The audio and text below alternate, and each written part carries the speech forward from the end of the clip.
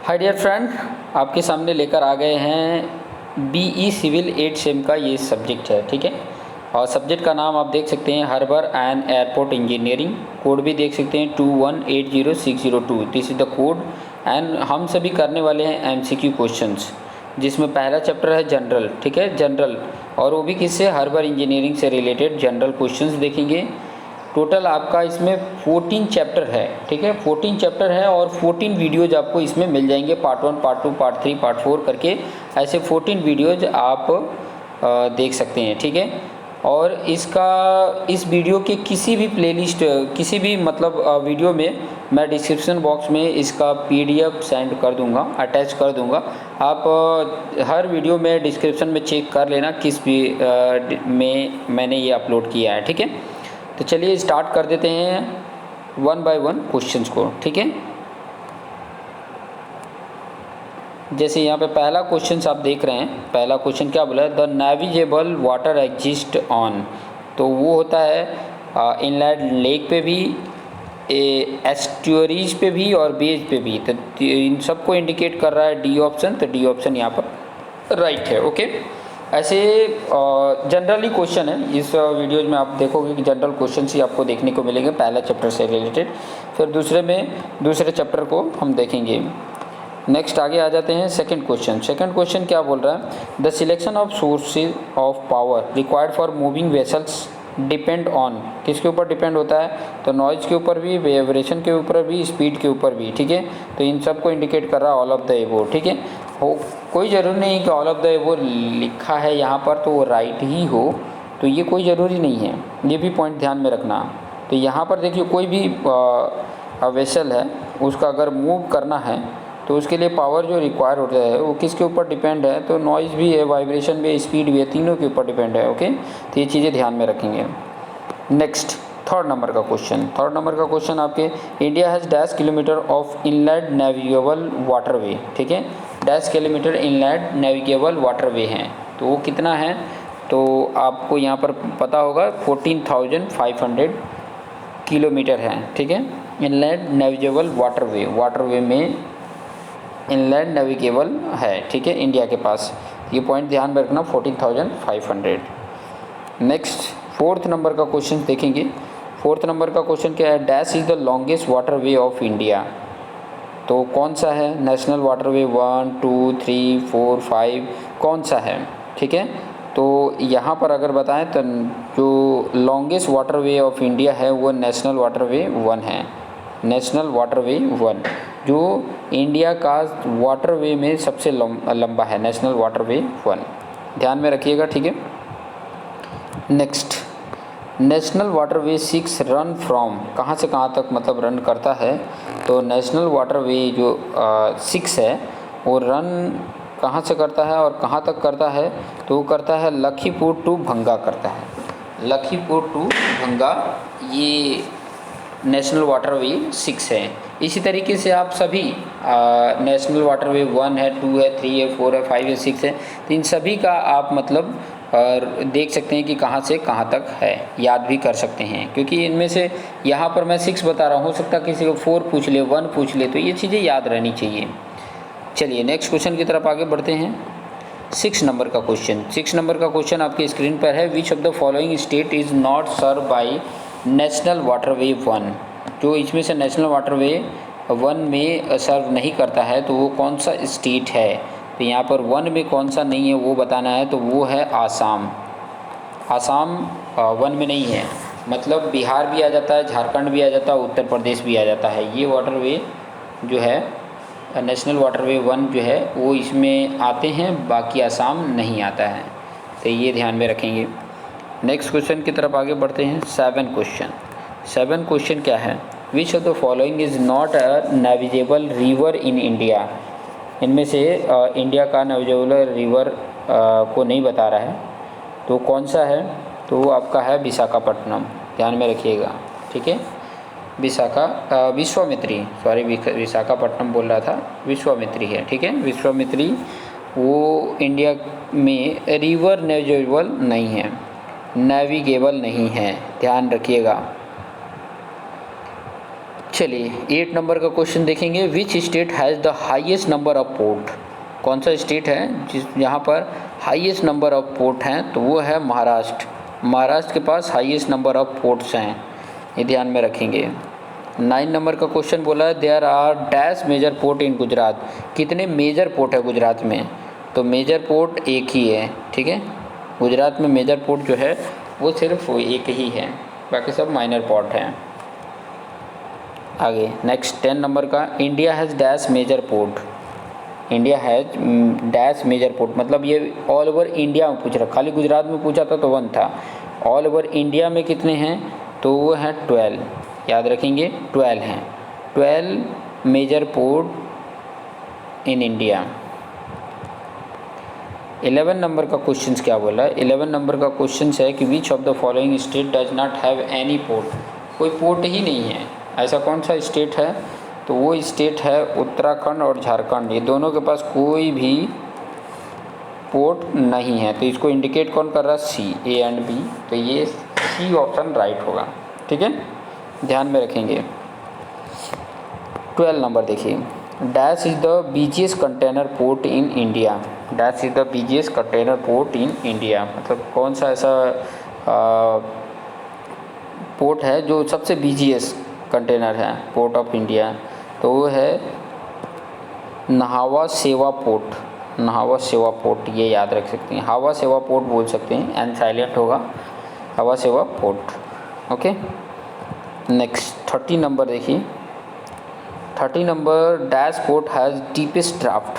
ध्यान रखना क्या डीपेस्ट ड्राफ्ट है ऐसा पोर्ट। ड्राफ्ट क्या होता है वो भी आगे आपको सीखने को मिलेगा, ठीक है। आगे के चैप्टर में आपको ड्राफ्ट क्या होता है, और यहाँ पे सिर्फ याद रख सकते हैं कि सबसे डीपेस्ट ड्राफ्ट कौन से पोर्ट पे है, कौन से पोर्ट के पास है डीपेस्ट ड्राफ्ट। तो वो है आपका Krishnapatnam. Krishnapatnam, Krishnapatnam port has deepest draft. Okay, next 40 number का क्वेश्चन देख लेते हैं। 40 नंबर का क्वेश्चन ये बोला है dash is a type of utility based of harbour. Based harbour तो कौन सा है? तो वो है refuge harbour. Refuge harbour is a type of utility based harbour, ये याद रख सकते हैं। 15 नंबर देखिए। 15 बोला है कि dash is a semi natural harbour. Harbour क्या होता है ये सब पता होना चाहिए। एयरपोर्ट क्या होता है ये पता होना चाहिए। तो यहाँ पे सेमी नेचुरल हार्बर की बात कर रहा है, तो इनमें से कौन सा है? तो वो है Visakhapatnam. Visakhapatnam is a semi natural harbour है। ओके, 16 नंबर क्वेश्चन देखिए। The only riverine major port of India is located at Kolkata. Kolkata में है, ठीक है, ये पॉइंट ध्यान में रखेंगे। 17 नंबर ये बोला है कि dash is the first maritime state to set up a stationary body for management and development of port. तो वो है आपका Gujarat. Gujarat dash is the first maritime state. तो Gujarat is the first maritime state to set up a stationary body for management and development of ports, ध्यान में रखेंगे। Okay, next point आप देखोगे कि जो आपका सेकेंड चैप्टर है, यहाँ पर जो आपको बता रहे हैं सेकेंड चैप्टर नंबर 2 है, वो है हार्बर प्लानिंग। हार्बर इंजीनियरिंग में हार्बर प्लानिंग देखेंगे।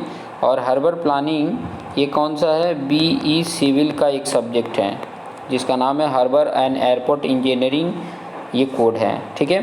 तो नेक्स्ट वीडियो में आपको मिलेंगे और इस चैप्टर जो हार्बर प्लानिंग है इस चैप्टर से रिलेटेड आपको वीडियो देखने को मिलेगा। तो अभी के लिए इतना ही रखते हैं। Thank you. Hi dear friend, आप सभी देख रहे हैं हार्बर एंड एयरपोर्ट इंजीनियरिंग, जिसमें कोड आपको ऑलरेडी दे के रखा है और इसमें हम डिस्कस करने वाले हैं MCQ क्वेश्चन। ये पार्ट 2 वीडियो है, मतलब सेकेंड चैप्टर है, ठीक है, जिसमें हम बात करने वाले हैं हार्बर प्लानिंग। और ये है आपका 8 सेमेस्टर का, 8 सेमेस्टर है, ठीक है।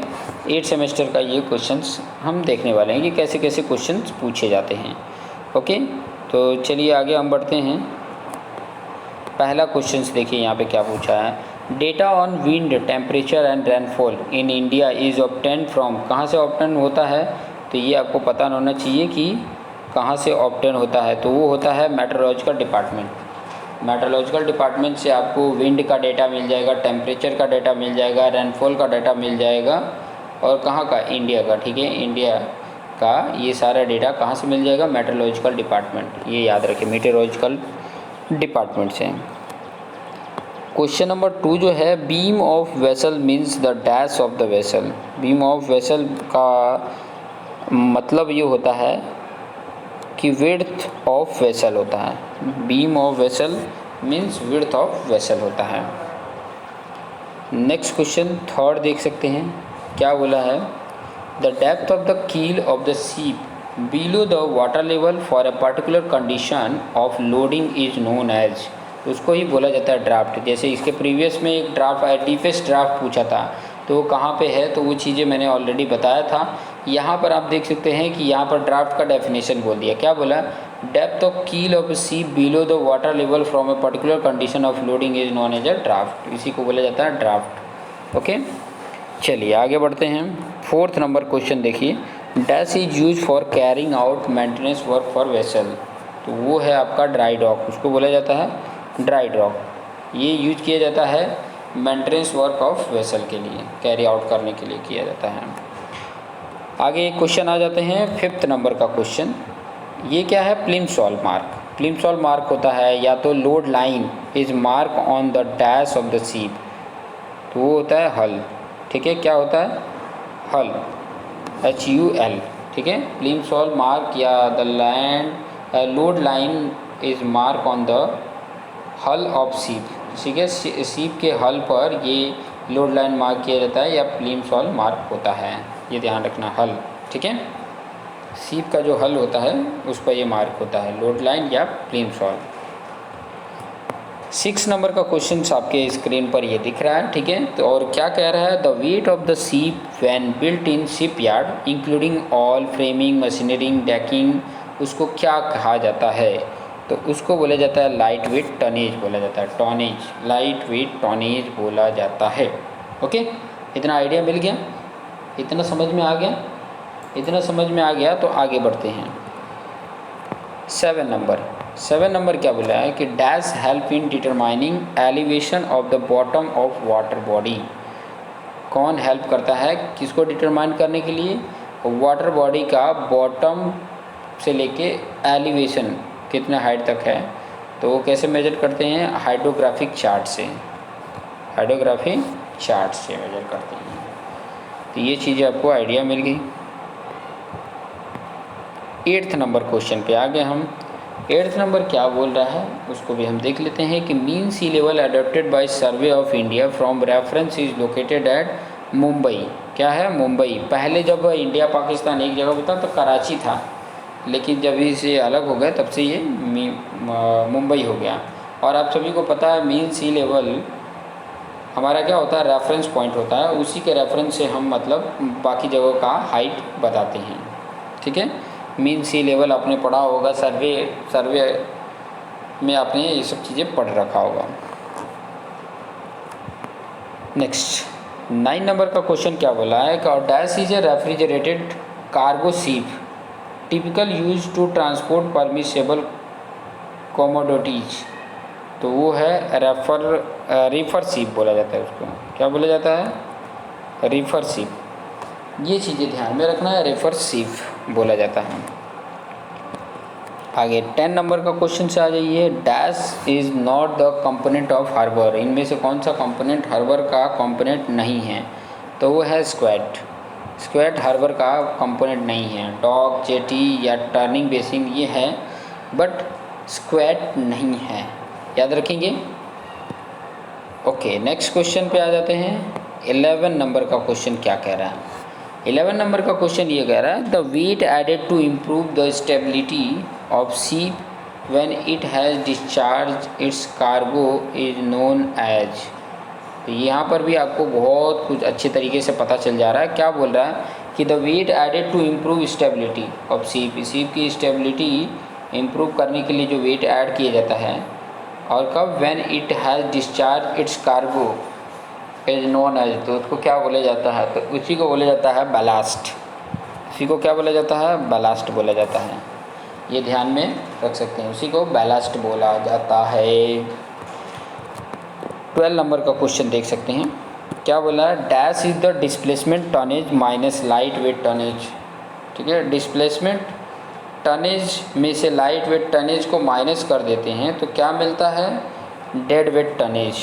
Dead weight tonnage, dead weight tonnage किसको बोलते हैं, डिस्प्लेसमेंट टनेज में से लाइट वेट टनेज माइनस कर दो तो डेड वेट टनेज मिल जाता है। ठीक है, आगे बढ़े।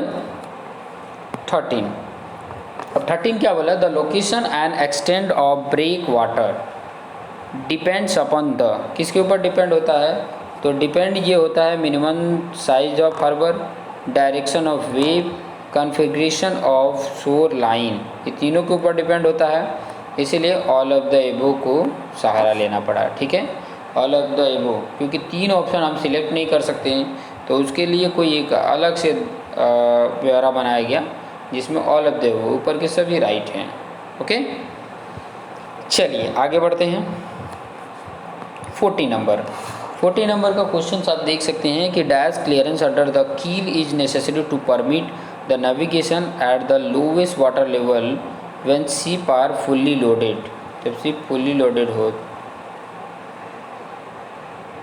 ठीक है, तो उसका करेक्ट ऑप्शन क्या होगा, 50 centimetre to 120 centimetre, D option, याद रखेंगे। ठीक है, तो ये कुछ चीज़ें थोड़ा सा आप पेशेंस रखे, दो बार अगर देख लेते हैं ना तो ऑटोमेटिक आपको तीसरी बार तो आंसर तुरंत पता रहेगा कि ये आंसर है।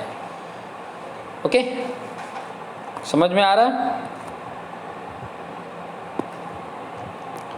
चलिए 50 नंबर का क्वेश्चन देख लेते हैं, क्या बोला है 50 नंबर में, the maximum harbour depth below the lowest water level is equal to. ठीक है, lowest water level is equal to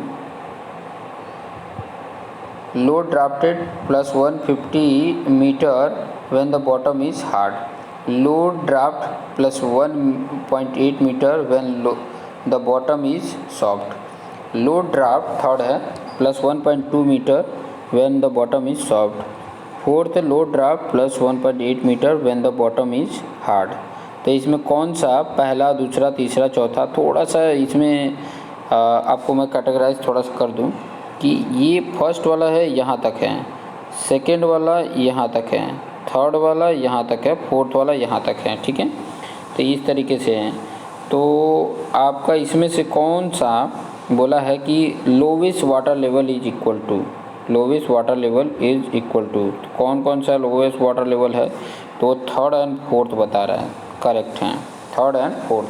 third क्या बता रहा है, load draft plus 1.2 metre when bottom is soft. ठीक है, और चौथा load draft plus 1.8 metre when bottom is hard. ये चीज़ें हैं, ये चीज़ें याद रख सकते हैं। ओके, चलिए नेक्स्ट क्वेश्चन की तरफ आगे बढ़ें। 16 नंबर का क्वेश्चन, 16 नंबर का क्वेश्चन क्या बोला है, the depth of harbour is determined by the equation, कौन से इक्वेशन से हम किसी भी हार्बर का डेप्थ फाइंड आउट कर सकते हैं, तो वो आपका इक्वेशन है this C D dash plus H by 3 plus T double S, this is the formula to find the depth of harbour. Okay, next 17 number का क्वेश्चन देखिए, the minimum dimension of turning basin should not be less than dash the length of the largest ship, तो वह है twice, वो है क्या, twice. 18 number देखिए, the width of the entrance channel of medium size harbour is, the width of entrance channel of medium size harbour 100 metre to 160 metre, क्या है 100 metre to 160 metre है। ओके, नेक्स्ट आगे बढ़ें।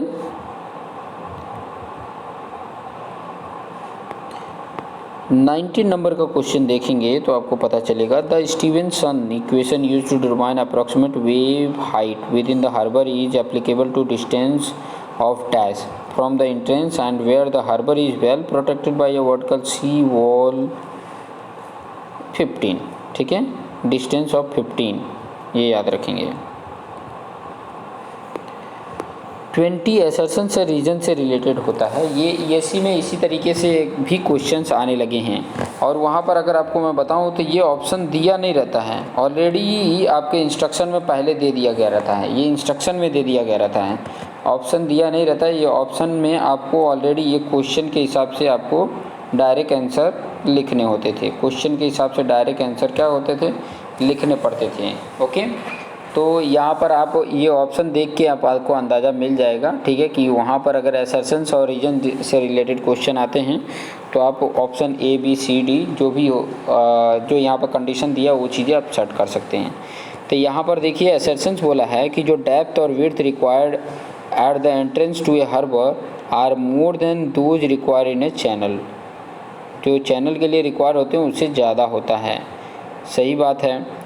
Reason की बात यहाँ पे किया है, the entrance to harbour is usually more expose to wave as compare to the harbour itself. तो ये भी पॉइंट सही बोल रहा है, ठीक है।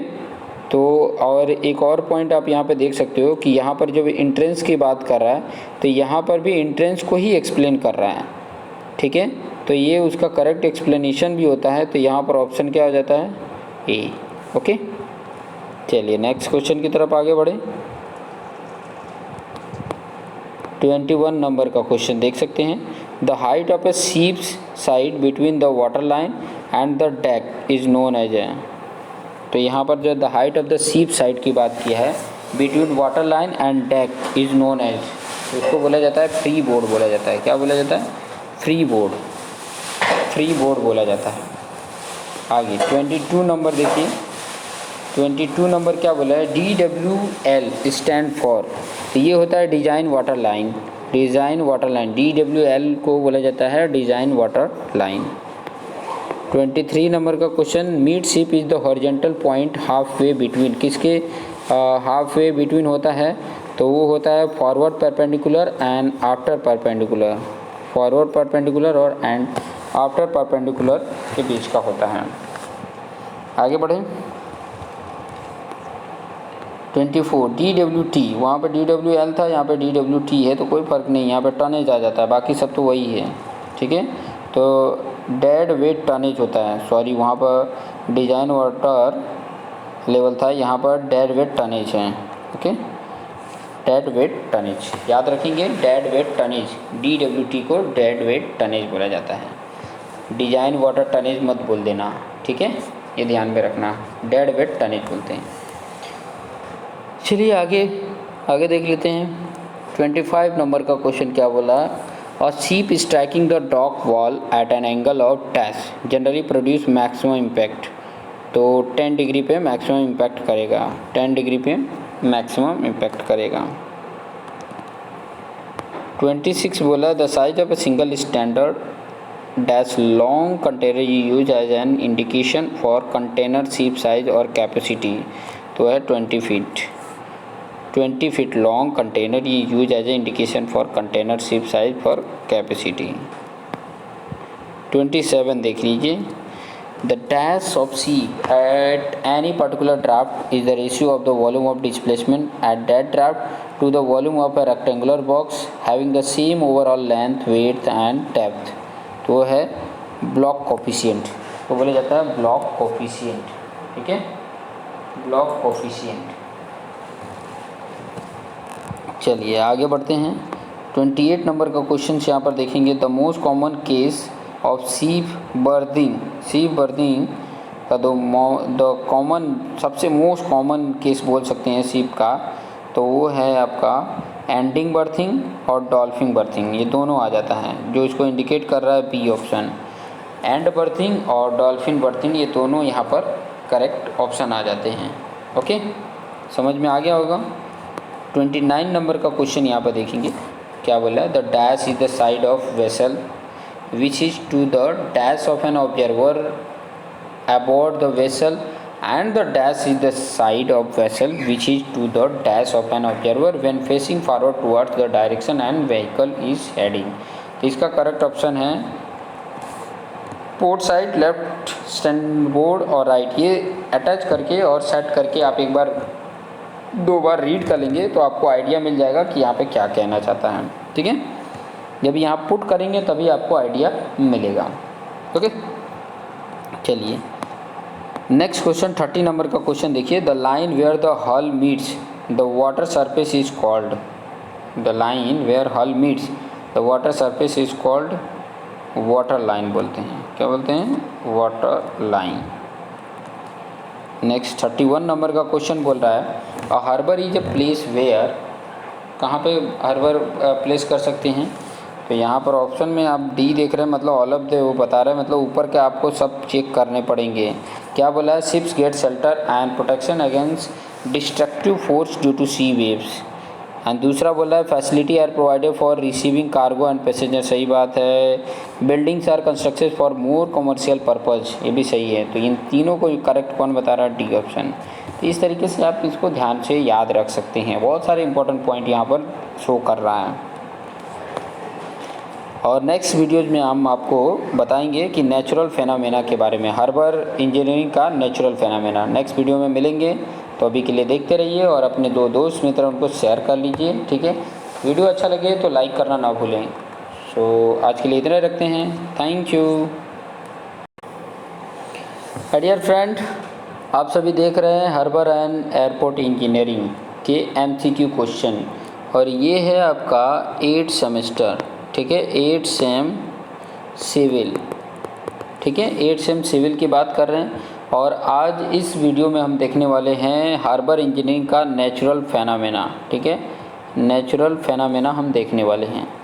तो ये चीज़ें आपको ध्यान में रहनी चाहिए। ओके, चलिए अभी नेक्स्ट आगे बढ़ते हैं, कुछ क्वेश्चन को देखते हैं इस चैप्टर नेचुरल फेनामेना, मतलब हार्बर इंजीनियरिंग का नेचुरल फेनामेना किस तरीके से है, उससे रिलेटेड क्वेश्चन को हम यहाँ पर देखने वाले हैं। और ये आपका पार्ट 3 होगा, चैप्टर 3 मतलब पार्ट 3 वीडियो। ओके, चलिए आगे देख लेते हैं कैसे कैसे क्वेश्चंस यहाँ पर मिलते हैं। ओके, यहाँ पे देख सकते हैं कि पहला क्वेश्चन है यहाँ पे, the periodic rise and fall of ocean water is known as, उसको क्या बोला जाता है? तो उसको बोला जाता है टाइड्स, ठीक है। पीरियोडिकली राइज होता है, फॉल होता है ओशियन वाटर का, तो उसी को बोला जाता है tides. Second question, the resultant pull on a unit volume of water is dash at the equator than at the poles, उसको क्या बोला जाता है? ठीक है, what is dash at the equator than at the poles, तो वो होता है लेस होता है। क्या होता है? लेस होता है। मतलब resultant pull on unit volume of water is less होता है कहाँ के लिए? At the equator than at the pole. At the equator, equator पे क्या होता है? Less at the equator than at the pole, pole के कंपेरिजन में इक्वेटर पे कम होता है, ध्यान रखेंगे। थर्ड वाले पॉइंट को देखिए, the height of the tide when plotted against time gives dash shape of curve. Dash shape of curve कौन सा है? साइन है, ठीक है।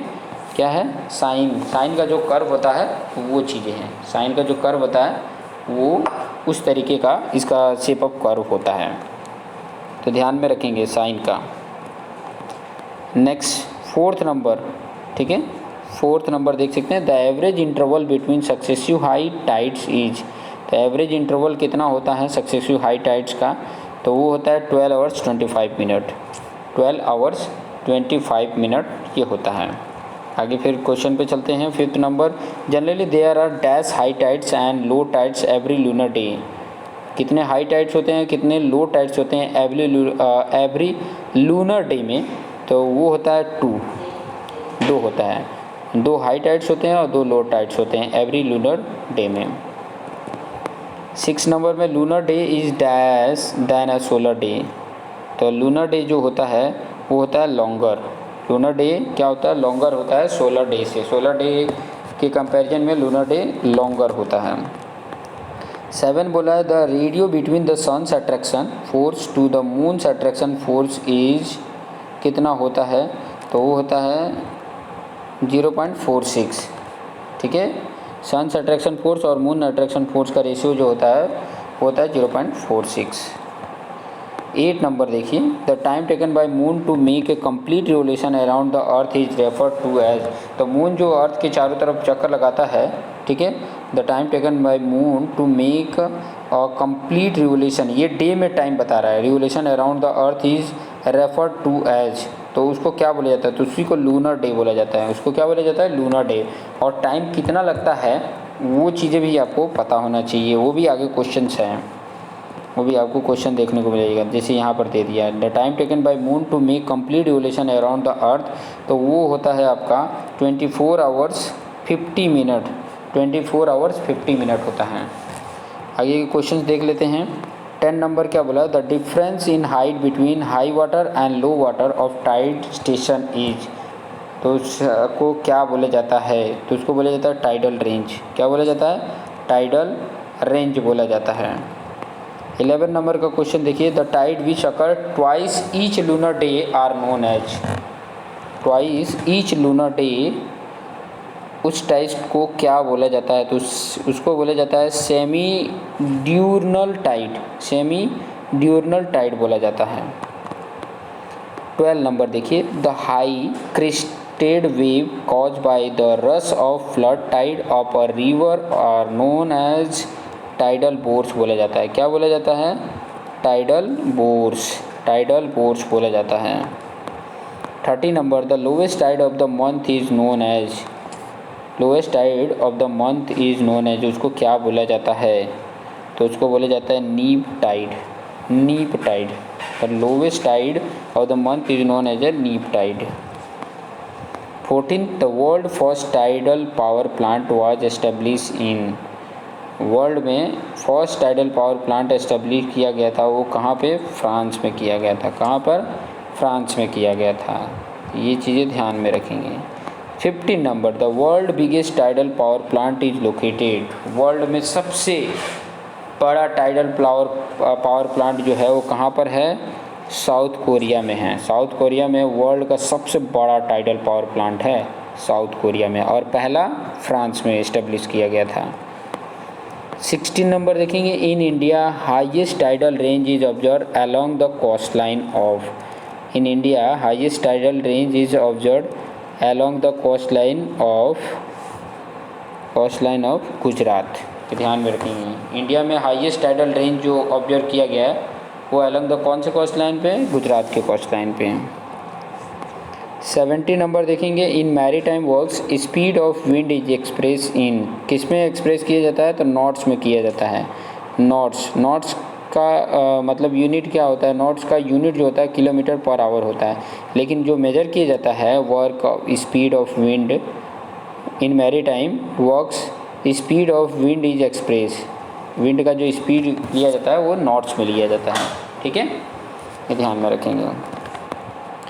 1 नॉट इक्वल टू कितना होता है, तो ये ध्यान रखेंगे कि 1 नॉट इक्वल टू होता है 1.852 किलोमीटर पर आवर, 1.852 याद रखेंगे।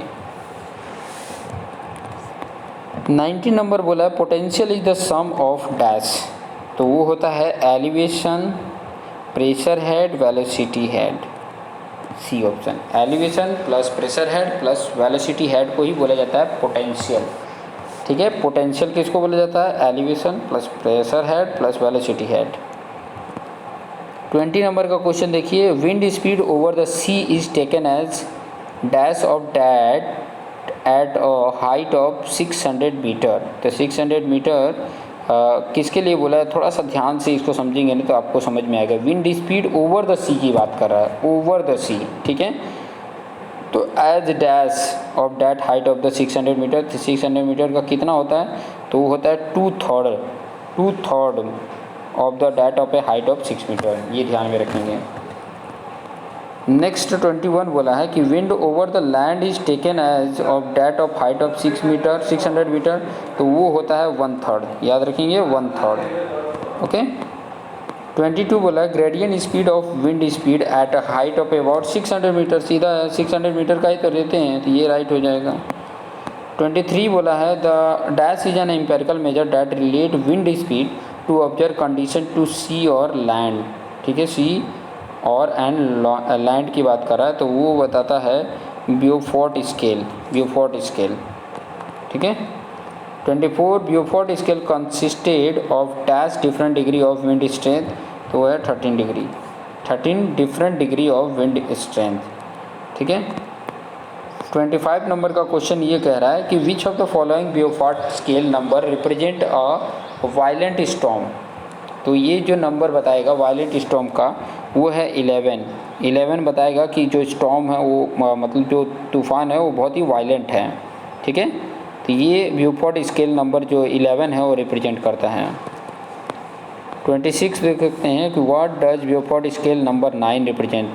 जो 9 नंबर रिप्रेजेंट करता है वो स्ट्रॉन्ग गेल, ठीक है, स्ट्रॉन्ग गेल। 27 टाइप सेकेंड विंड रोज डायग्राम शोज। टाइप सेकेंड जो विंड रोज डायग्राम है वो क्या शो करता है, वो शो करता है direction, duration, intensity of wind, इसको represent.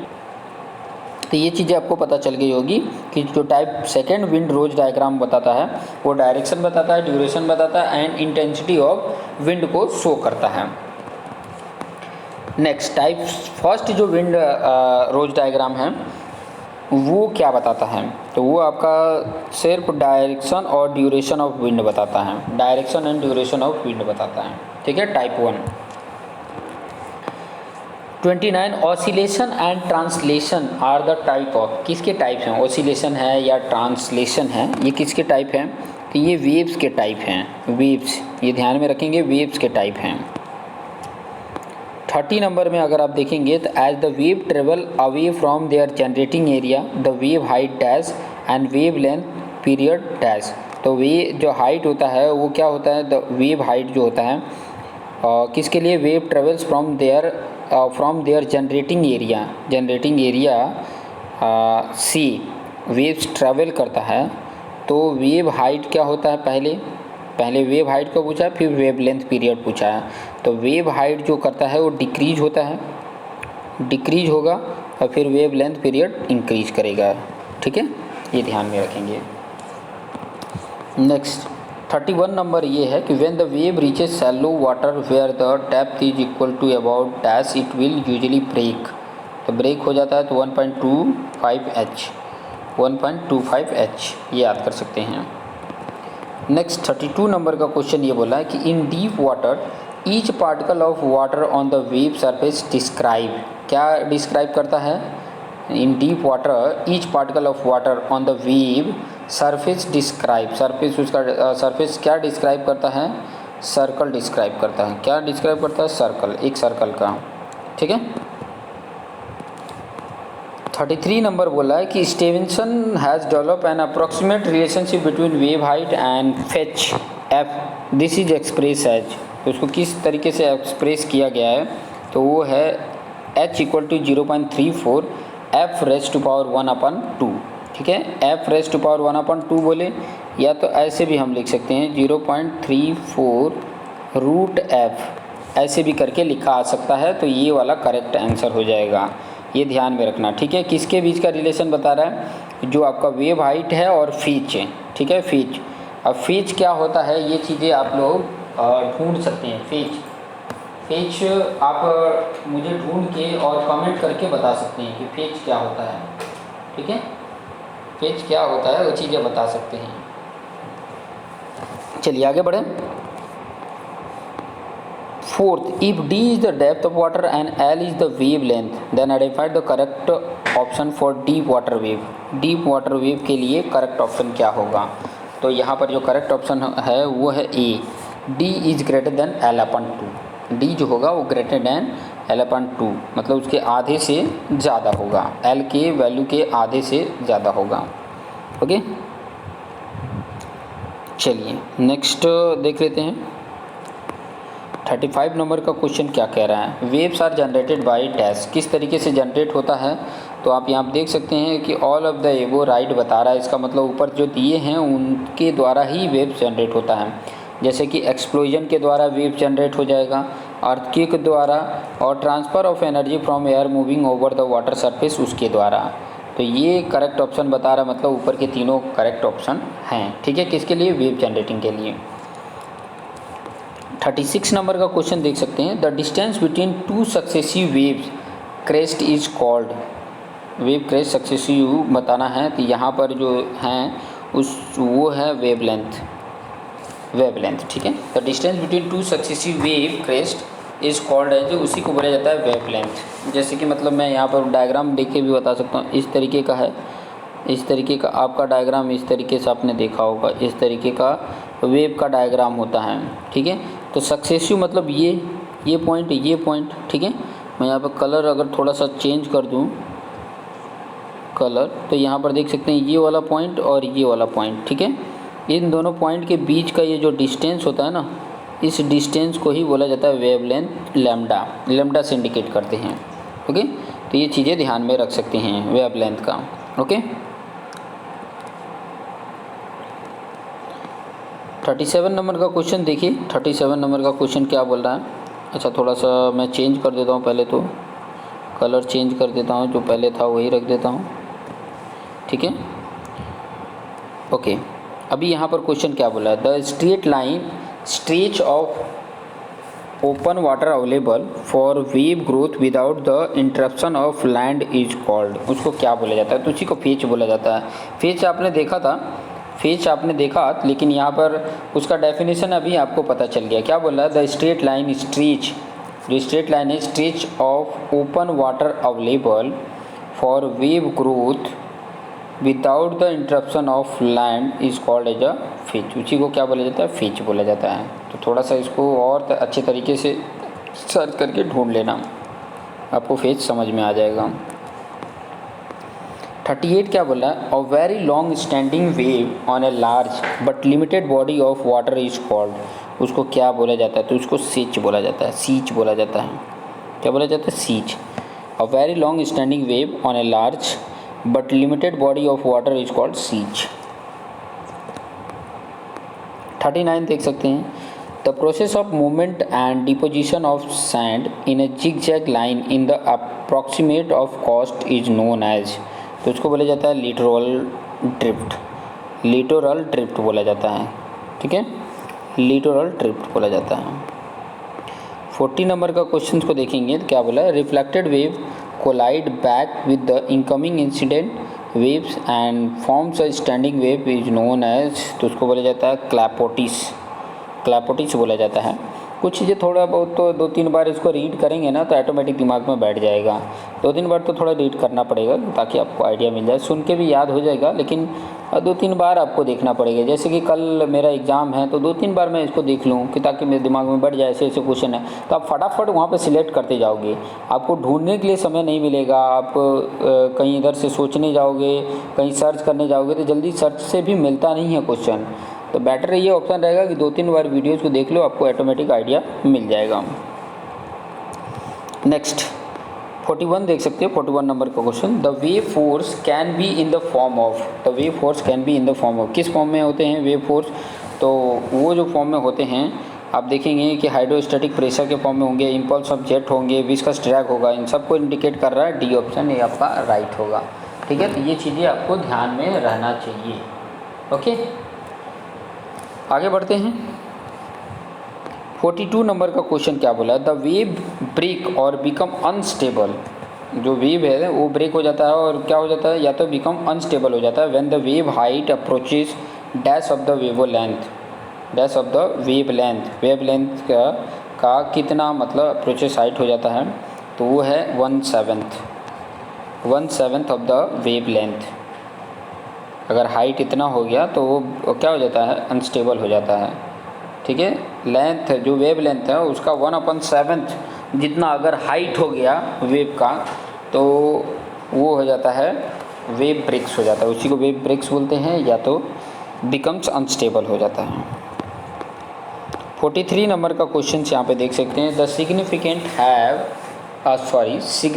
Wave height is defined is the average height of the क्या, एवरेज हाइट ऑफ द क्या, तो वो होता है 1/3 of the highest wave. Highest जो वेव होता है उसका 1/3 होता है। ठीक है, ये थोड़ा बहुत तो याद करेंगे तो रहेगा, क्योंकि मैं तो यही राय दूंगा कि थोड़ा बहुत इसको वीडियो को देखोगे तो आपको ऑटोमेटिक उतना तो आइडिया मिल जाएगा कि किस तरीके का ऐसे क्वेश्चन है, उसको किस तरीके से फेस करना है। 44 नंबर देखिए, due to the impact of water wave on a sea shore structure. C shore structure पर वाटर वेव का इम्पैक्ट किसके कारण होता है, तो इन सब के कारण होता है। चाहे hydrostatic pressure coupled with a strong momentary impact caused, या वाइब्रेशन आर सब्जेक्टेड, या इंटरनल प्रेशर इज डेवलप, ये सब के कारण होता है। तो ये ऑप्शन याद रखेंगे, आपका काम बन जाएगा। 45 देखेंगे, लिटरल ड्रिफ्ट क्या होता है, तो लिटरल ड्रिफ्ट जो होता है वो ये होता है, is a current parallel to the shore cause due to the tangential compare to the wind, ठीक है, component of the wind, tangential component of the wind होता है, ठीक है। आगे बढ़ते हैं। 46 क्या बोला है, flow of air from one place to other is called due to, किसके कारण होता है, एयर जो फ्लो होता है एक प्लेस से दूसरे प्लेस में, वो किसके कारण होता है, तो वो एलिवेशन के कारण भी होता है, प्रेशर हेड के कारण भी होता है, वेलोसिटी हेड के कारण भी होता है। तो इन तीनों को इंडिकेट कर रहा है करेक्ट ऑप्शन को डी, तो D is the right answer, okay. और उसके बाद हम नेक्स्ट वीडियो में देखेंगे मरीन स्ट्रक्चर के बारे में, ठीक है, हार्बर इंजीनियरिंग का मरीन स्ट्रक्चर, वो होगा आपका चैप्टर नंबर 4, ठीक है, ये है आपका chapter number 4। Chapter number 4 next video में हम देखेंगे, मिलेंगे आपके साथ, देखते रहिए और अपने आप को बेस्ट बनाते रहिए। अपने जो दोस्त मित्र हैं उनको शेयर करना ना भूलें। वीडियो अच्छा लगा हो तो एक बार लाइक ज़रूर कर दें। लाइक करने से क्या होता है, वीडियो को रिकमेंडेशन मिलता है और अपने आप दूसरे दोस्तों मित्रों को चला जाता है, ठीक है। तो देखते रहिए और अपने आप को बेस्ट बनाने का ट्राई करिए, ठीक है। फाइनल ईयर है, फाइनल सेम है, तो अच्छे मार्क्स गेन करने के लिए एक बार ज़रूर देखें। Thank you. डियर फ्रेंड, आपके सामने लेकर आ गए हैं harbour and airport engineering MCQ question, और एमसीक्यू क्वेश्चन ये जो है आपका चैप्टर नंबर 4 है, ठीक है। चैप्टर नंबर 4 से रिलेटेड एमसीक्यू क्वेश्चंस को देखने से पहले एक रिक्वेस्ट है कि सभी अपने दोस्त मित्रों को शेयर कर लें। वीडियो अगर अच्छा लगे तो एक बार लाइक ज़रूर करें, ठीक है। और चैनल पे नए हैं तो सब्सक्राइब कर लें, बेल आइकन पे क्लिक कर लें कि ताकि अपडेटेड वीडियो आपको ज़रूर मिले। और बहुत जल्दी हम यूपीएससी ईएससी का सिलेबस जो है वो पूरा कंटेंट हम आपके सामने लेकर आने वाले हैं, ठीक है। सारे सब्जेक्ट को अच्छे तरीके से एक्सप्लेन करेंगे। अदर फैकल्टीज़ हैं, इंडिविजुअल फैकल्टीज़ हैं, और प्लस जो नॉन टेक्निकल पार्ट है वो भी बहुत जल्दी आ जाएगा, ठीक है।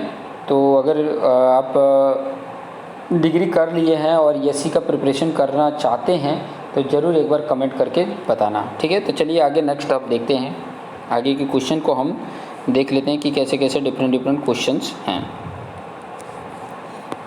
तो देख सकते हैं पहला क्वेश्चन यहाँ पर दिया हुआ है, a protective barrier construction to form an artificial harbour to protect water area from sea waves is known as, तो उसको क्या बोला जाता है, तो उसको ब्रेक वाटर बोला जाता है। क्या बोला जाता है, ब्रेक वाटर। ब्रेक वाटर ये क्या है, एक प्रकार का प्रोटेक्टिव बैरियर कंस्ट्रक्शन है जो किस फॉर्म में होता है, आर्टिफिशियल हार्बर के एक फॉर्म में होता है जो प्रोटेक्ट करता है, ठीक है, सी वेव से। किसे, सी वेव से।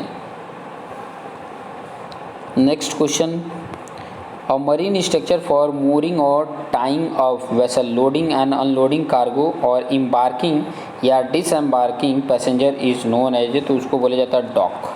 तो क्या बोला जाता है, डॉक बोला जाता है। तो ये पॉइंट ध्यान में रखेंगे। 3 नंबर देखेंगे कि breakwater height is kept as equivalent to dash time of the height of the wave expected, तो वो होता है 1.2 टू 1.25। ये याद रखेंगे कि जो breakwater height is kept as equivalent 1.2 या 1.25 times the height of the waves expected.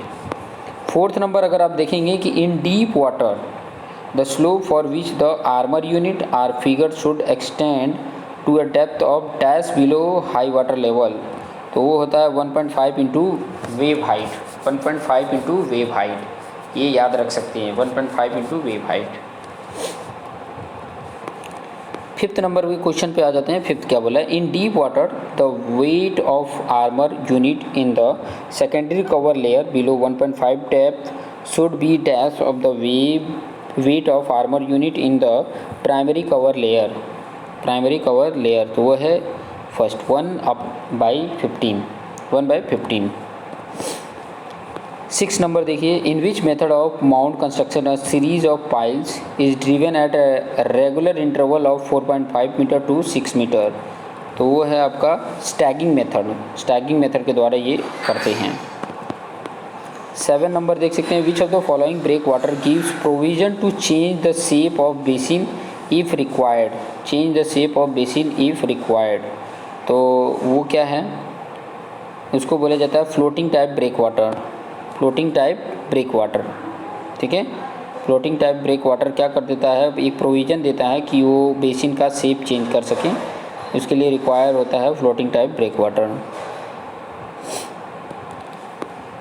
8 number देख सकते हैं, the height of the breakwater is decided by taking into consideration all of the above. Right बता रहा है, मतलब ऊपर purpose of construction breakwater, nature of shipping work at harbour, extent of the enclose water sea, ये सभी important हैं, वो सभी राइट हैं, इसीलिए ऑल ऑफ द एबो यहाँ पर राइट किया है।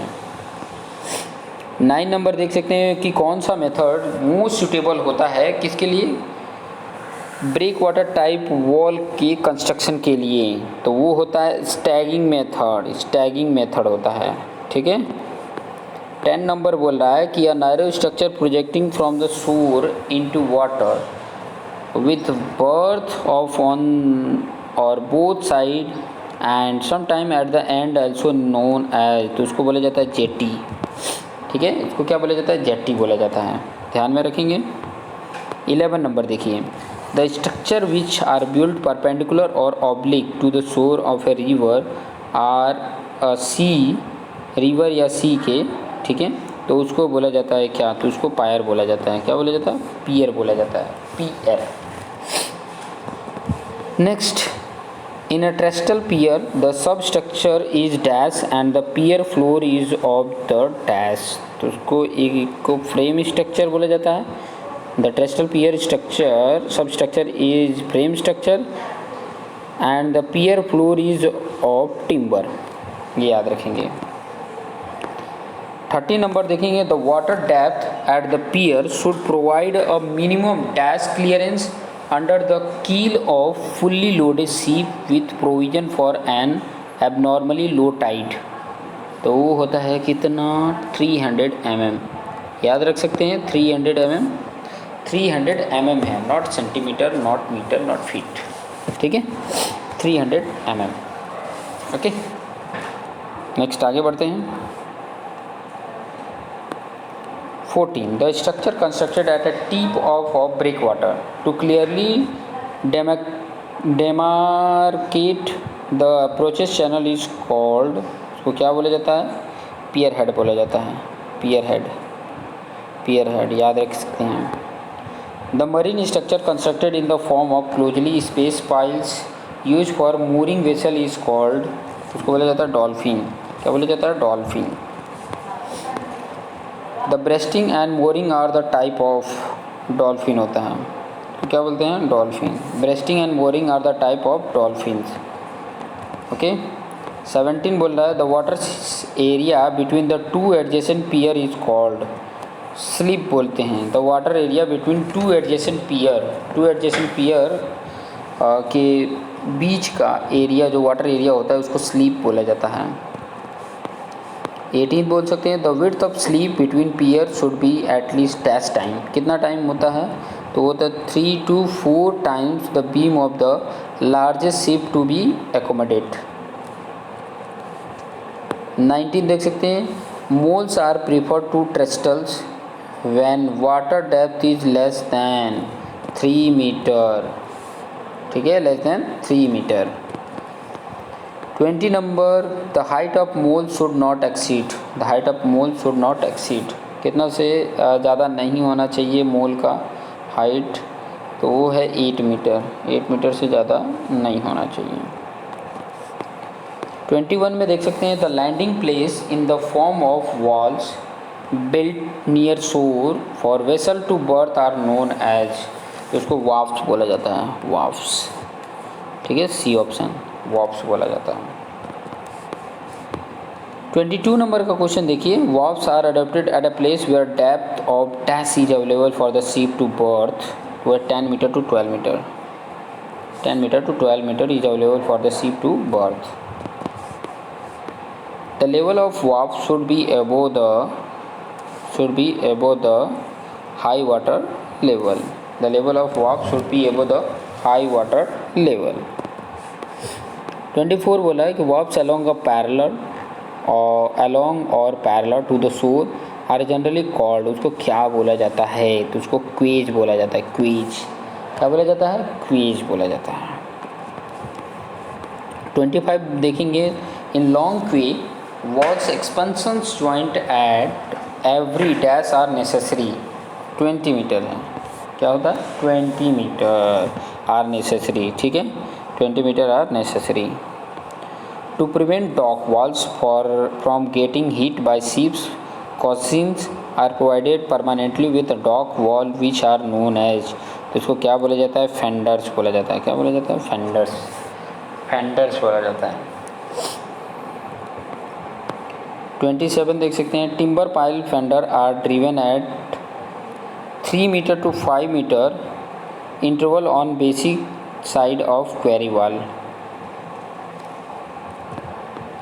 28 देख सकते हैं, which material can stand with shock or the knock of seat better than any other material, वो है टिम्बर। क्या है, timber. Which type of fender is also useful for transferring cargo from ship to ship or big size, तो वो होता है pneumatic rubber fender. Pneumatic rubber fender याद रख सकते हैं, न्यूमेटिक रबर फेंडर याद रख सकते हैं। 30 नंबर देखिए, flexible dolphins are use for mooring vessel up to 5000 DWT। DWT क्या होता है, ये चीज़ें ऑलरेडी पहले बता दिया गया था, ठीक है। क्या होता है, डेड वेट टनेज होता है, 5000 DWT डेड वेट टनेज। 31 में देखेंगे, which of the following is a fix type of mooring accessory, वो होता है बोलार्ड, बोलार्ड होता है। Which of the following is a fix type mooring accessory, होता है bollard. 32 which of the following is a floating type mooring accessory, floating type mooring accessory क्या होता है, एंकर होता है, एंकर, ठीक है, एंकर। 33 देखेंगे तो for maintaining the top of mooring boy in horizontal position the ratio of tap to the diameter of the buoy should be 1 jam 2, 1 jam 2 होता है, ओके। 34 पे आ जाते हैं। 34 में यहाँ पर देख सकते हैं कि यहाँ पर कई सारे स्टेटमेंट दिए गए हैं, उनका करेक्ट बताना है कौन सा करेक्ट है। पहला, दूसरा, तीसरा, चौथा, तीन ही दिए हैं, तीन ही में आपको बताना है कि कौन सा करेक्ट है, ठीक है। The fender is the cosine provided on the face of the jetty or ship to come in contact, तो ये सही है, हाँ सही है, पहला वाला सही है, पहला इसमें का जो है वो सही है। दूसरा बोला है कि slip is the space of water area between two adjacent dolphin where ship are berth, ये रॉन्ग है। और तीसरा, pier head is the structure constructed near the tip of break water near the harbour entrance, ये right है। तो first और third right है, ठीक है। तो कौन सा है, सी ऑप्शन है, याद रख सकते हैं। 34 भी इसी तरीके से है, ठीक है। तो 34 में भी आप यहाँ पर देखेंगे तो फर्स्ट और थर्ड ही राइट दिख रहा है। I think same he question हैं, 2 टाइम आ गए हैं, ओके। आगे बढ़ते हैं। Which of the following line is use for the tying और ship with dock, sea with dock, तो कौन सी लाइन होती है, तो इसको बो लाइन भी बोलते हैं, स्टर्न लाइन भी बोलते हैं, स्प्रिंग लाइन भी बोलते हैं। All of the these right हो जाएगा क्योंकि सभी को इंडिकेट कर रहा है। 36 देख सकते हैं, the docks and basin are generally of dash shape, docks and basin are generally of किस टाइप का शेप होता है, तो होता है रेक्टिलीनियर शेप होता है, रेक्टिलीनियर शेप होता है, B option is the right answer. तो ये था आपका 4th चैप्टर। अब 5th चैप्टर हम देखेंगे। चैप्टर नंबर 5 क्या है, docks and locks. Harbour engineering में डॉक्स क्या होता है, लॉक्स क्या होता है, उस सब 5th चैप्टर में हम देखेंगे। तो 4th वीडियोज़ आप लोगों ने देख लिया होगा, आशा करते हैं कि chapter number 4, chapter number 3, chapter number 2, chapter number 1, ये सब चीज़ें आपने देख लिया होगा। नेक्स्ट वीडियो में आपको देखने को मिलेगा चैप्टर नंबर 5। तो इसके लिए अगर चैनल को सब्सक्राइब नहीं किए हैं तो कर लीजिए कि ताकि उसके नोटिफिकेशन आपको मिल सके, जैसे अपलोड होता है तो आपको नोटिफिकेशन मिल जाएगा, आप उसको देख सकते हैं। तो देखते रहिए और अपने आप को बेस्ट बनाते रहिए। Thank you for watching this video. Hi dear friend, आपके सामने लेकर आ गए हैं हार्बर एंड एयरपोर्ट इंजीनियरिंग का, ये है आपका चैप्टर नंबर 5, ठीक है। 4 तक हो गए थे, चैप्टर नंबर 5 जिसका टॉपिक है हार्बर इंजीनियरिंग का docks and locks. Docks and locks क्या होता है, उससे रिलेटेड जो न्यूमेरिकल्स हैं या थियरी पार्ट हैं, तो उसके MCQ क्या होंगे, क्योंकि MCQ की बात ही कर रहे हैं हम। एमसीक्यू की ही बात कर रहे हैं, तो एमसीक्यू से रिलेटेड क्वेश्चन क्या क्या बनेंगे वो चीज़ों को हम देख लेते हैं। वन बाय वन हम देखते जाते हैं, और देखने से पहले जो आपके दोस्त मित्र हैं उनको ये वीडियो शेयर कर लीजिएगा कि ताकि वो भी इसका बेनिफिट ले पाएँ। चलिए आगे बढ़ते हैं। जैसे पहला क्वेश्चन आपके स्क्रीन पर ये था कि dash is the ship repairing facility in movable form. Movable form में सीप रिपेयरिंग की फैसिलिटी जो होती है उसको क्या बोला जाता है, तो उसको बोला जाता है फ्लोटिंग डॉक। फ्लोटिंग डॉक बोला जाता है। देखो डॉक उसी को बोला जाता है ना, डॉक की बात करूँ तो जहाँ पर क्या होता है कि हमारा जो सीप होता है रिपेयर होता है उसको बोला जाता है। तो ऐसा ये डॉक है जहाँ पर क्या हो रहा है, ये मूव हो रहा है, तो इस तरीके के डॉक को बोला जाता है फ्लोटिंग डॉक। ठीक है, मूवेबल में ही मतलब इसका रिपेयरिंग काम हो रहा है। नेक्स्ट क्वेश्चन की तरफ आगे बढ़ते हैं। सेकंड क्वेश्चन ये बोला है कि which facilities are available at graving dry dock. Graving dry dock में ये फैसिलिटी अवेलेबल होती है, तो उसको क्या बोलते हैं, तो उसको अगर यहाँ पर देखोगे तो उसको compress air supply, cooling equipment और सप्लाई ऑफ फ्रेश वाटर, इन सब को बोलते हैं। और ये इसको इंडिकेट कर रहा है ये डी ऑप्शन, तो डी ऑप्शन आपका राइट हो जाएगा।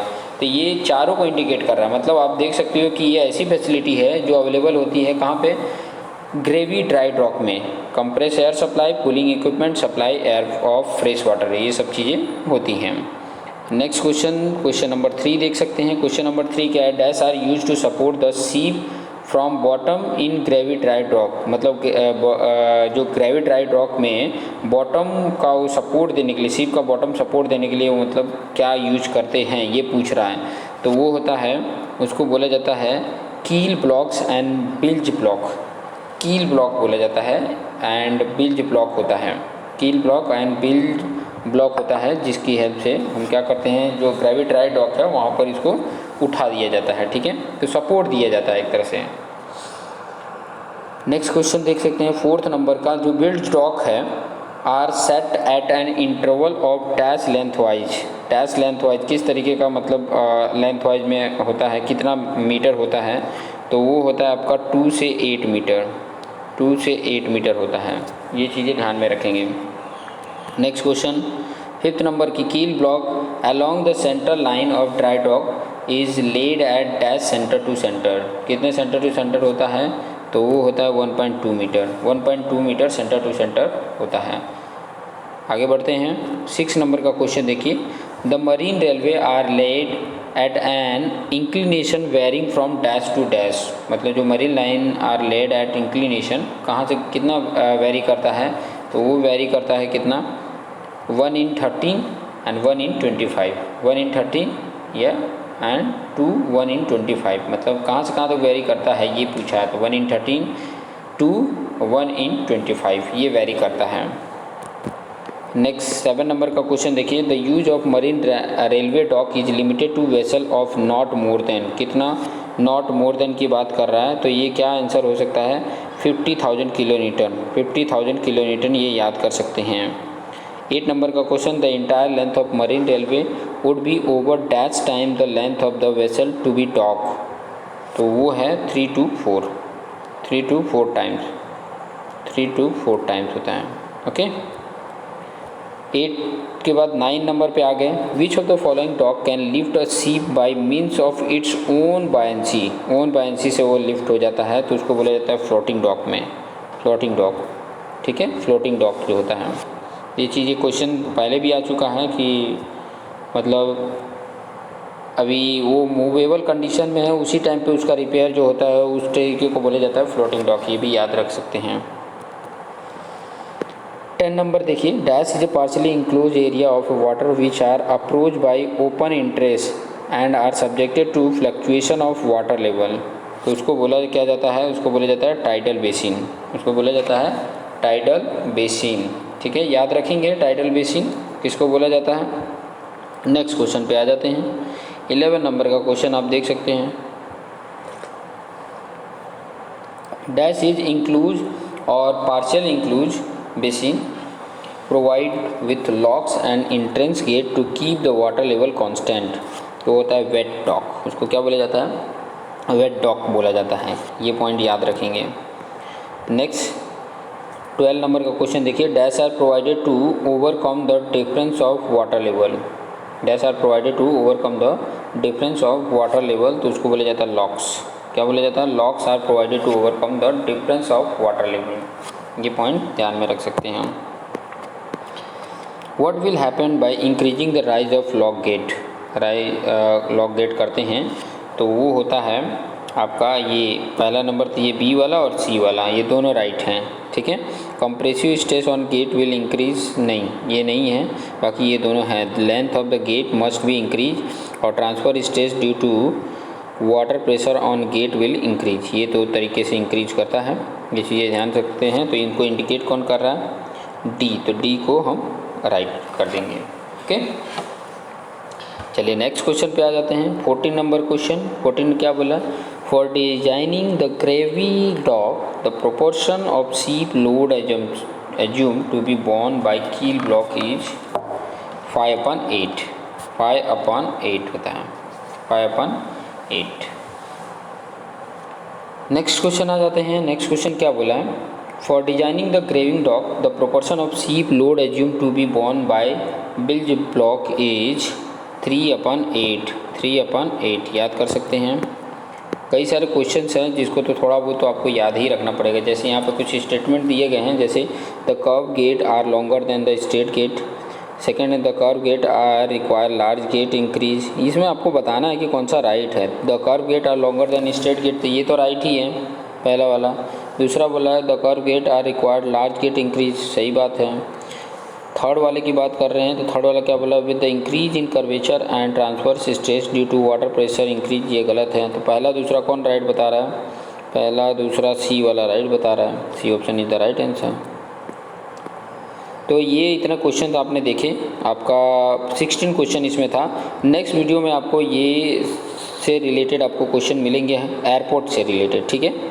यहाँ पर जो चैप्टर नंबर एयरपोर्ट से बोल रहा हूँ, हार्बर इंजीनियरिंग से रिलेटेड है, लेकिन किससे रिलेटेड बता रहा है? Port amenities and navigational aids, chapter number 6 को हम देखेंगे।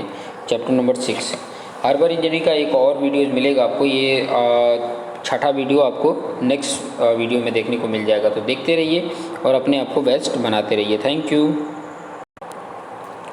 डियर फ्रेंड, आपके सामने लेकर गए हैं हार्बर एंड एयरपोर्ट इंजीनियरिंग, जिसका कोड आप देख सकते हैं 218062 है।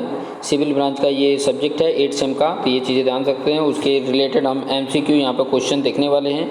और यहाँ पर जो MCQ क्वेश्चन देखने वाले हार्बर इंजीनियरिंग का जो सब्जेक्ट का चैप्टर का नाम है port amenities and navigational aids, chapter number 6, ठीक है। तो चैप्टर नंबर 6 से रिलेटेड देख लेते हैं किस तरीके के क्वेश्चंस आने की प्रोबेबिलिटी है।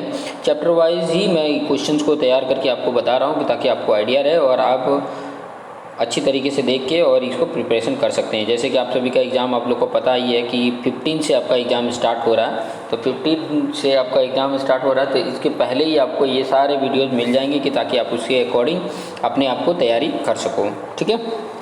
आगे बढ़ें, चलिए आगे बढ़ते हैं। देखिए यहाँ पर क्वेश्चंस है, यहाँ पर करेक्ट स्टेटमेंट बताना है, जिसमें 2 स्टेटमेंट दिए गए हैं, इसमें से करेक्ट स्टेटमेंट कौन सा है, ठीक है। तो पहला क्या बोल रहा है? पहला देखेंगे तो in transit shed the goods are being stored for short time period, सही बात है। In warehouse the good are being stored for long time period, सही बात है। दोनों की बात यहाँ पर राइट है। जो ट्रांजिट सेट होता है उसमें के जो गुड्स होते हैं, सामान होते हैं, being store for short time period, short time period के लिए होता है। लेकिन जो वेयर हाउस होता है उसके गुड्स जो होते हैं वो लॉन्ग पीरियड के लिए स्टोर किए जाते हैं।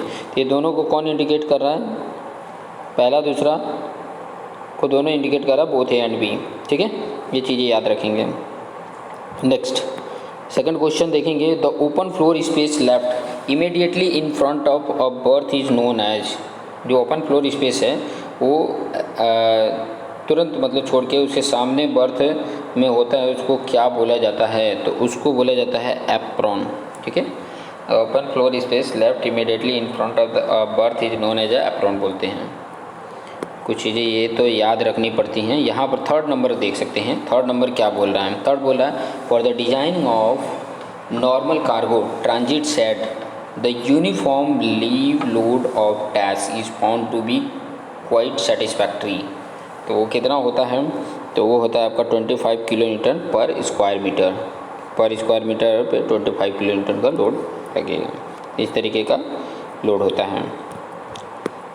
फोर्थ देख सकते हैं clear height of transit shed जो ट्रांजिट साइड होता है उसकी क्लियर हाइट ये जनरली कैप्ड है, कितना रखते हैं जनरली, तो generally 6 to 7 metre, 6 to 7 metre generally हम रखते हैं किसका, ट्रांजिट जो साइड होता है उसका क्लियर हाइट। 5th नंबर देखिए, the open space for rapid handling of cargo in a transit side is called, उसको क्या बोला जाता है, तो उसको एजले स्पेस बोला जाता है, उसको एजले स्पेस बोला जाता है। ध्यान में आ रहा होगा, ठीक है। आप लोगों को ये सब्जेक्ट पढ़ाया गया होगा तो उस टाइम पे आप लोगों ने अगर अच्छे तरीके से पढ़ा है तो ये सब चीज़ें, तो मैं यहाँ पर क्वेश्चन आते ही आपको जवाब पता चल जाता होगा, ठीक है। बाकी यहाँ से भी प्रिपेयर आप कर ही रहे हो।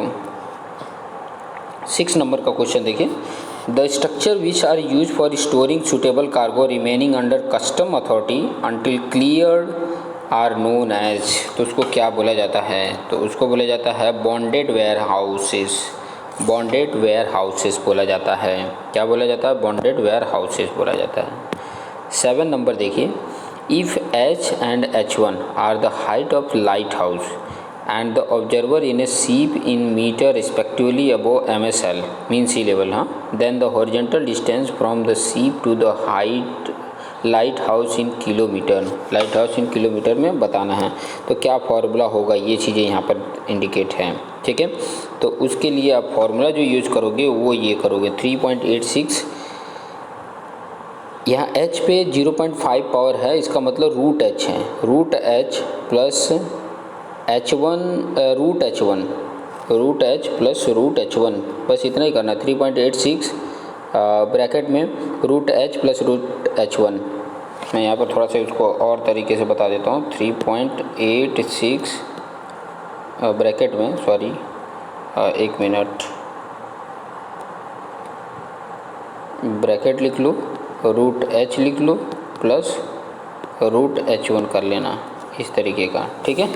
ये आपका फॉर्मूला बन जाएगा। यहाँ पर 1 अप जो H के ऊपर 0.5 पावर है, फिर H1 के ऊपर 0.5 पावर, मतलब 0.5 पावर का मतलब होता है रूट, ये याद रखना, ठीक है। चलिए आगे बता देता हूँ आपको। 8th नंबर देखिए, the hull of lightship are painted with dash colour, जो लाइट शीप होता है उसका जो हल होता है वो किससे पेंट किया, कौन से कलर से पेंट किया गया रहता है, तो वो होता है रेड। रेड बहुत दूर तक भी रहेगा ना तो हमको दिखेगा, हॉरिजॉन्टल वे में अगर देखना हो तो बहुत दूर तक भी रहेगा तो हमें दिखता है, ठीक है। ये सब वेब क्योर में आप लोगों ने पढ़ा होगा, ये चीज़ें आपको आइडिया होगा। The name of the station is painted with dash colour on both side of the light sheep, light sheep के दोनों साइड में जो कलर किया गया रहता है, जिसे कि name of station is painted with dash colour on both side the light sheep, तो उसको कौन सा कलर होता है, तो वो कलर होता है वाइट। कौन सा होता है, white colour, white colour on both side of the lightship. 10 number आप देख सकते हैं, lofty topographical feature like dash can be use as a beacon, तो बैकॉन में देखोगे तो हिल समिट भी है, चर्च स्टीपल भी है, फैक्ट्री चिमनी है, तो तीनों को इंडिकेट कर रहा है डी, तो डी ऑप्शन आपका राइट है, ठीक है। देखिए कुछ क्वेश्चन को थोड़ा 2 बार 3 बार रिपीट करने पड़ते हैं तभी आपको आइडिया मिलते हैं, इन बातों को थोड़ा ध्यान में रखेंगे। 11 नंबर का क्वेश्चन देखिए, in maritime transport dash are use for the indicating direction change in navigation or as a means of alignment, तो वो मैरीटाइम ट्रांसपोर्ट में क्या यूज करते हैं, तो वो करते हैं बीकॉन्स, बीकॉन्स करते हैं, ओके। ध्यान रहेगा, ये सब चीज़ें ध्यान रहेगा तो आगे बढ़ते हैं। 1-2 बार देखना पड़ेगा आपको तो ऑटोमेटिक आइडिया मिल जाएगा। Buoys are prepared for steel and iron plate of minimum thickness, कितना थिकनेस होता है, तो 6 mm थिकनेस होता है। 30 नंबर अगर देखेंगे तो the spherical shape of boy indicates, boy है वो इंडिकेट करता है स्पेरिकल शेप को, क्या इंडिकेट करता है, तो इंडिकेट करता है जंक्शंस को, जंक्शंस को इंडिकेट करता है। 14 नंबर देखेंगे, starboard hand is indicated by dash shape buoys, तो वो है आपका कोनिकल, कोनिकल है, ठीक है, कोनिकल। नेक्स्ट पॉइंट को हम देख लेते हैं फटाफट। 15 क्वेश्चन को देखिए, dash of the floor area is allow for lift trucks to operate efficiently in strong stacking and moving the cargo, तो होता है 50%। 50% ध्यान में रखेंगे। 50% of the floor area is allowed for the lift truck to operate efficiently in sorting, stacking and moving the cargo. 17, अच्छा ये तो 16, 15 के बाद 16 आया, ठीक है, okay. Transit set facility is generally free of charge of a period of, तो कितने पीरियड के लिए होता है, तो वो होता है आपका 3 to 5 डेज के लिए होता है, 3 to 5 डेज। एंड 17 और इस वीडियो का लास्ट ये पॉइंट है, for direct berthing port of the width of apron is kept about 25 metre, 25 metre. उसके बाद आपको यहाँ पर देखने को मिलेगा हार्बर मेंटेनेंस से रिलेटेड, हार्बर मेंटेनेंस से रिलेटेड नेक्स्ट वीडियो आपको देखने को मिलेगा, तो देखते रहिएगा और अपने आप को बेस्ट बनाते रहिएगा। Thank you. Hi dear friend, आपके सामने लेकर आ गए हैं हार्बर एंड एयरपोर्ट इंजीनियरिंग के एमसीक्यू क्वेश्चन, और यहाँ पर आप देख रहे हैं चैप्टर नंबर 7, मतलब इस चैप्टर नंबर 7 मतलब 7वां वीडियो है, ठीक है। चैप्टर नंबर 7 में मतलब आपका 7वां वीडियो है, और इसमें हम पढ़ने वाले हैं हार्बर मेंटेनेंस, हार्बर इंजीनियरिंग का हार्बर मेंटेनेंस पढ़ने वाले हैं। तो देख लेते हैं 1 by 1 क्वेश्चंस। इसमें भी आपको कुछ क्वेश्चंस देखने को मिलेंगे जो आपके एग्ज़ाम में हेल्प कर सकता है। हर चैप्टर वाइज में से 20, 15, 16, 11 ऐसे क्वेश्चंस हैं, तो ऐसे क्वेश्चन छाट के रखा गया है कि ताकि आप उसमें से अगर कोई भी क्वेश्चन आता है तो आप हैंडल कर लें, ठीक है। चलिए आगे देख लेते हैं। जैसे यहाँ पर देखिए पहला क्वेश्चन दिया हुआ है, excavation of a bed below water is called, तो उसको क्या बोला जाता है, तो उसको ड्रेजिंग बोला जाता है। ड्रेजिंग क्या बोला जाता है, excavation of a bed below water is called dredging बोला जाता है। सेकंड आप देख सकते हैं, maintenance dredging is common for dash, maintenance dredging is common for dash, तो किसके लिए होता है, तो ये रिवर हार्बर और हार्बर्स हैविंग टोटल बेसिन के लिए, दोनों के लिए होता है। तो both A and B right है, बोथ ए एंड बी क्या है, राइट है। तो ये सब चीज़ें याद रखेंगे, ओके। ये सब चीज़ें क्या करना है, आपको याद रखना है ताकि आपको काम आ सके। बात समझ में आ रही होगी, ठीक है।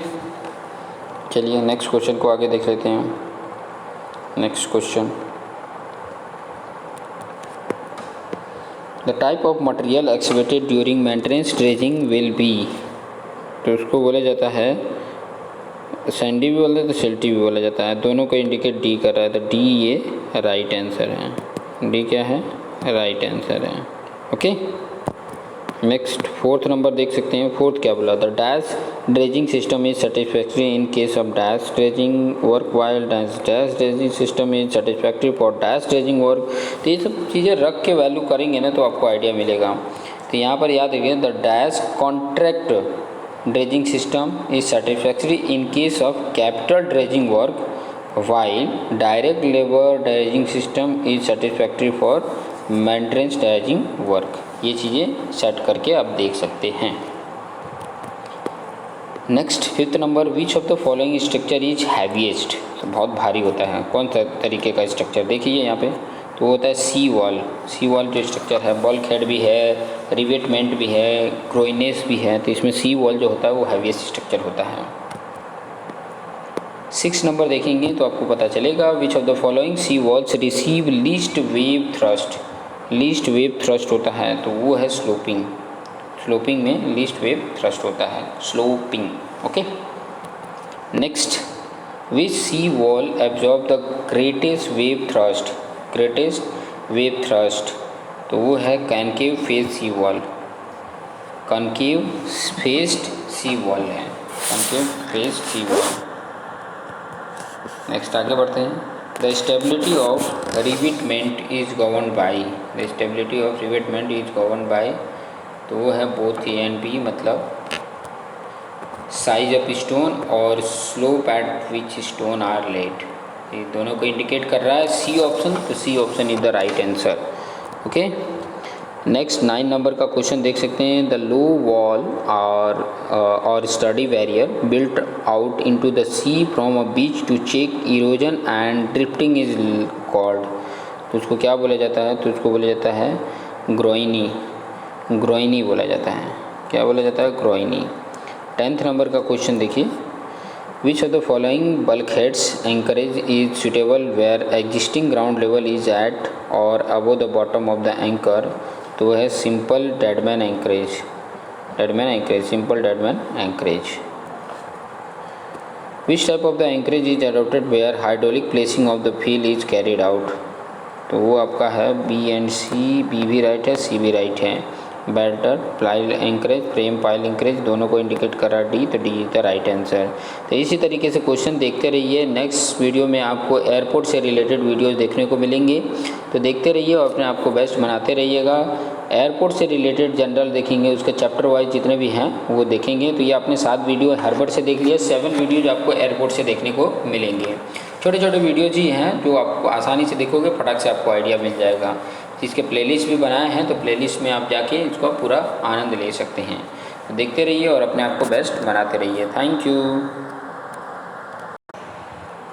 हाय डियर फ्रेंड, आपके सामने लेकर आ गए हैं हार्बर एंड एयरपोर्ट इंजीनियरिंग, जिसका कोड ये है। उसके MCQ देख रहे हैं और यहाँ पर टॉपिक स्टार्ट हो रहा है MCQ ऑफ एयरपोर्ट इंजीनियरिंग, जिसमें आज देखने वाले हैं जनरल टॉपिक। ठीक है, चैप्टर नंबर 8 है जनरल टॉपिक, और जनरल टॉपिक से रिलेटेड हम देखेंगे कि क्या क्या क्वेश्चन, किस किस तरीके से क्वेश्चन होते हैं। अप्रॉक्सीमेट 22 क्वेश्चन इसमें आपको देखने को मिलेंगे। और आपको अगर एक बार वीडियो देख लेते हो तो कम से कम आपको आइडिया रहेगा कि इस तरीके के क्वेश्चंस यहाँ पर पूछे जाते हैं, कि ताकि आपको आइडिया रहे और इस तरीके से आप इसको बेटर बना सकें, सूटेबल बना सकें। ठीक है, तो चलिए हम स्टार्ट कर देते हैं और एक एक क्वेश्चन को हम देखते हैं कि कैसे एयरपोर्ट से रिलेटेड, एयरपोर्ट इंजीनियरिंग में जनरल किस तरीके के क्वेश्चंस हो सकते हैं और अदर चैप्टर्स जो आपके सामने आएंगे उनके क्वेश्चन कैसे हो सकते हैं, इसके आइडियाज़ आपको मिल जाएंगे। तो चलिए स्टार्ट कर देता हूं मैं 1 बाय 1। पहला क्वेश्चन देखिए यहाँ पर आपकी स्क्रीन पर था, what is the full form of ICAO। ICAO ये फुल फॉर्म है, तो इसका I से इंटरनेशनल है, C से सिविल, A से एविएशन और O से ऑर्गेनाइजेशन। और ये बता रहा है इंटरनेशनल में, यहाँ पर बता रहा है इंटरनेशनल सिविल एविएशन ऑर्गेनाइजेशन। ये फुल फॉर्म याद रख सकते हैं, इंटरनेशनल सिविल एविएशन ऑर्गेनाइजेशन।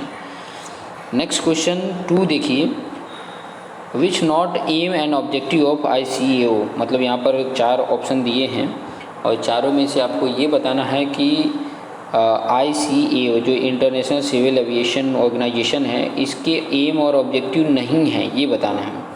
तो यहाँ पर आप देख सकते हैं कि कौन सा नहीं है, नॉट की बात कर रहा है, बाकी सब हैं। ठीक है, और ऑप्शन में भी देख सकते हैं तो सिंगल की बात दिया है, तो यहाँ पर देख सकते हैं कि कोई एक नहीं है, बाकी सब हैं। ठीक है, तो यहाँ पर देखेंगे पहला दिया है ensure safe orderly growth of international civil aviation, सही बात है। Encourage art of craft plan design, manage 126 airport of India. नहीं, इसकी बात ही नहीं, इंटरनेशनल की बात कर रहा था, ये सिर्फ मैनेज 126 एयरपोर्ट इन इंडिया, इसकी बात नहीं है, तो ये गलत है। ठीक है, ये थर्ड गलत है। तो थर्ड किस में गलत हो रहा है, थर्ड वाला, तो ये राइट है। चौथा भी देख लेते हैं कि क्या चौथा बोलता है, जो इसके लिए है ऑब्जेक्टिव है, develop standard and recommendation for licence registration air traffic service noise. ये सब कुछ ICAO का ऑब्जेक्टिव या एम्स हैं। थर्ड नंबर देख सकते हैं AAI का फुल फॉर्म यहाँ पर बताना है। AAI, तो AAI का फुल फॉर्म है airport authority of India. Airport authority of India, AAI, airport authority of India is the full form of AAI। Next, functions of AI बताना है यहाँ पे, फंक्शंस ऑफ AI क्या हैं। तो यहाँ पर 4 ऑप्शन हैं, इसमें से भी आपको करेक्ट ऑप्शन बताना है। तो पहला है मैनेज 126 एयरपोर्ट, नहीं, ये फंक्शंस नहीं है। Second, provide air traffic management service over, ये भी नहीं है। प्रोविज़न फॉर विजुअल एड्स, नहीं है ये भी। ठीक है, ऑल ऑफ द एबो, तो सब हैं। ठीक है, तो सब हैं, इसका मतलब कि यहाँ पर जो करेक्ट ऑप्शन बता रहा है D, तो D ऑप्शन को बताने का मतलब ऑल ऑफ द एबो, यहाँ पर जितने भी ऊपर हैं सब के सब क्या हैं, राइट हैं। ठीक है, ये चीज़ें ध्यान रखेंगे कि AIA के अंडर में बाकी सभी आते हैं, AIA के अंडर में बाकी सभी आते हैं। ठीक है, ये चीज़ें पॉइंट ध्यान में रखेंगे। नेक्स्ट क्वेश्चन की तरफ 5th नंबर का क्वेश्चन देखिए, full form of DGCA। DGCA क्या होता है, DGCA, तो DGCA जो है वो है directorate general of civil aviation. Directorate general of civil aviation है, directorate general of civil aviation. 6 number देखेंगे, airport means any aerodrome at which permanent custom and immigration facility are provided. तो है true, सही बात है, क्या है, ट्रू है। 7th, airport runway having length more than 2100 metre, airport type as per ICAO। किस टाइप का, ICAO के अकॉर्डिंग किस टाइप का ये एयरपोर्ट होगा, तो होगा ए टाइप का, ए टाइप का, ठीक है, ए टाइप का। नेक्स्ट आगे बढ़ते हैं 8 number, main body of aircraft. Aircraft का जो मेन बॉडी होती है उसको क्या बोला जाता है, तो उसको बोला जाता है फ्यूजलेज, फ्यूजलेज बोला जाता है। एयरक्राफ्ट का मेन बॉडी जो होता है उसको फ्यूजलेज बोला जाता है। 9 देख सकते हैं, pitching of aircraft is control bye, pitching of aircraft control by किसके द्वारा कंट्रोल किया जाता है, तो एलिवेटर के द्वारा कंट्रोल किया जाता है। Pitching of aircraft is control by elevator, elevator के द्वारा कंट्रोल होता है। 10 देख सकते हैं, aileron in aircraft helps to control rolling, rolling को कंट्रोल करता है, रोलिंग। 11 देख सकते हैं, yawing in aircraft is control by rudder, rudder के द्वारा ये याविंग और इन क्राफ्ट में कंट्रोल होते हैं। 12 देख सकते हैं, एलिवेटर कंट्रोल, एलिवेटर कंट्रोल्स किसको, पिचिंग को। अभी इसके पहले ही क्वेश्चन देख चुके हैं पिचिंग को, ठीक है, एलिवेटर कंट्रोल करता है पिचिंग को। रडर कंट्रोल, देखो वही उल्टा घुमा फिरा के क्वेश्चन बोलता है, रडर किसको कंट्रोल कर रहा है, तो याविंग को। ये तो क्वेश्चन आ चुके हैं, तो इसमें ज़्यादा इसमें दिया, रोलिंग किसको कंट्रोल करता है, तो एलरोन को, एलरोन को, एलेरोन को, ये देख सकते हैं। आगे पीछे घुमा के क्वेश्चन पूछ दिया, turning radius of aircraft decided based on the dimension of, तो व्हील बेस को, व्हील बेस याद रखेंगे, turning radius of aircraft decided based on the dimension of wheel base. 16 देख सकते हैं, minimum circle radius is, there is a certain minimum radius with which the aircraft can take turn in space, वो है certain minimum radius with which the aircraft can take turn in space, ये याद रख सकते हैं, ठीक है। कुछ चीज़ें हैं बस ये याद रखेंगे, आपको आइडिया मिल जाएगा। 70 नंबर देखिए, minimum turning radius is, minimum turning radius is क्या है, मिनिमम टर्निंग रेडियस, तो वो है it is distance of further wing tips from the centre of rotation. 80 number, what is the full form of FAA, तो FAA full form जो है वो है federal aviation administration, federal aviation administration. 19 देख सकते हैं, pick up the correct statement from the following, तो pick up the correct statement from the following, तो क्या है, ऑल ऑफ द एबो, ऊपर के सभी राइट हैं। Minimum turning radius of aircraft decided the size of the apron and the radius of the curve of taxi and. दूसरा B है, take off and leading distance from an aircraft determining the minimum runway length, the length of the normal haul of aircraft decided the frequency of operation. ये चीज़ें किस में आ जाती हैं, correct statement में हैं, ठीक है, एयरक्राफ्ट के लिए। Zero fuel weight of an aircraft is equal to sum of empty operating weight and the maximum payload, ये बताता है।